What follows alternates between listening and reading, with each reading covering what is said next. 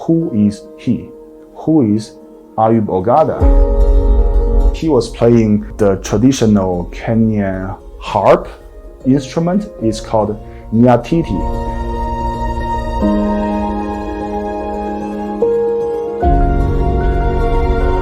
Unfortunately, he passed away 3 years ago.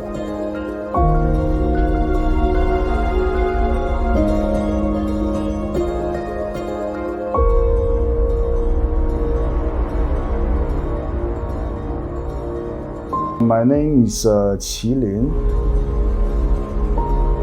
The first time I came to Kenya, it was 2011, and since then I worked and lived in Kenya, I think at least more than 5 years. Yeah, so I was working since 2011 until 2015, and then I left. I was traveling around.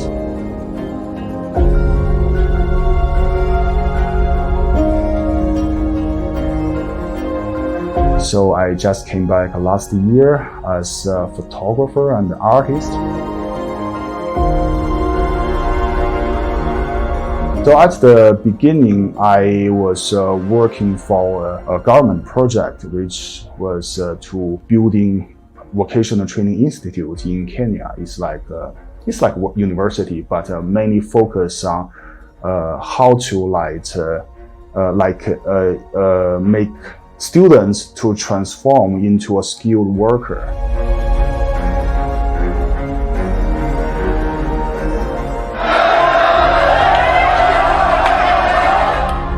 Also in Kenya, there is an art form, the name is Jua Kali. Jua means the sun, and Kali means really strong sun. So Jua Kali is really describing the local workers and also artists.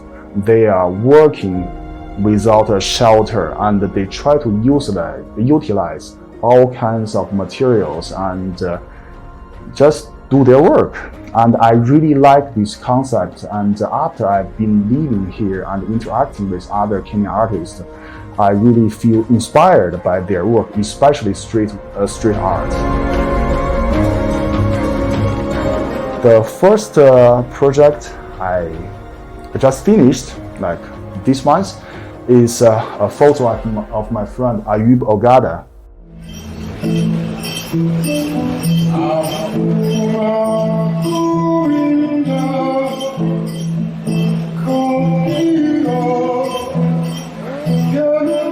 So the photo was taken 10 years ago, and he was a very good friend of me.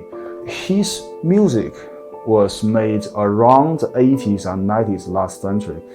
So a lot of young people, they are not familiar with this person.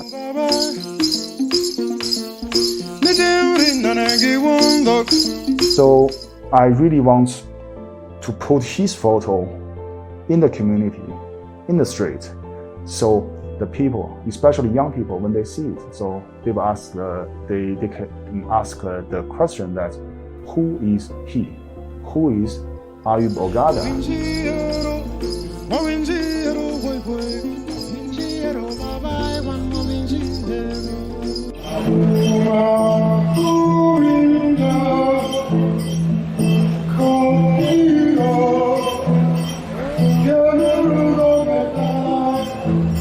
As I say, photos is a slice of the memory of space and time. The ceramic tile, they can last very, very long. So how do I put it? One of the company, they are the largest ceramic tile manufacturer here in Africa. Here in Kenya, maybe even the largest in the East Africa.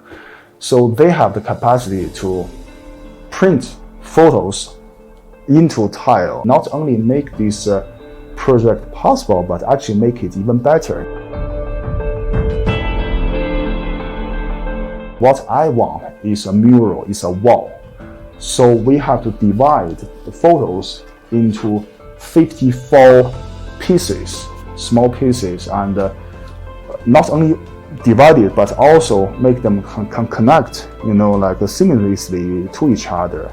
So you can see this one is kind of like a spoiled print, and So we did a lot of experiment. First, how to make the exposure correct. It's not too bright, not too dark, and also the contrast, and also like how to tune the color temperature. So it takes a lot of work, really, and I think we print like hundreds of tiles, and eventually we made it.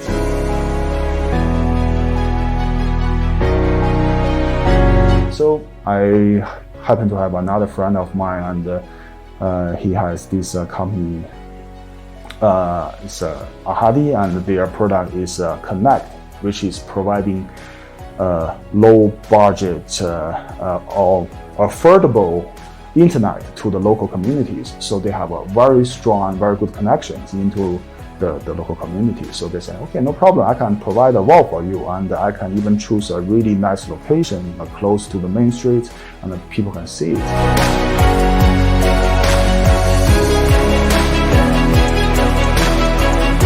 So now I got the best print I can have, because you put it on the wall, and this one can last years, decades, even hundreds of years. Who knows? Maybe even more. Yeah, and even though my friend Ayub is not there, even someday maybe I'm not here anymore, but this piece of memory of Kenyan art and culture might last much longer than us. So I really like this concept.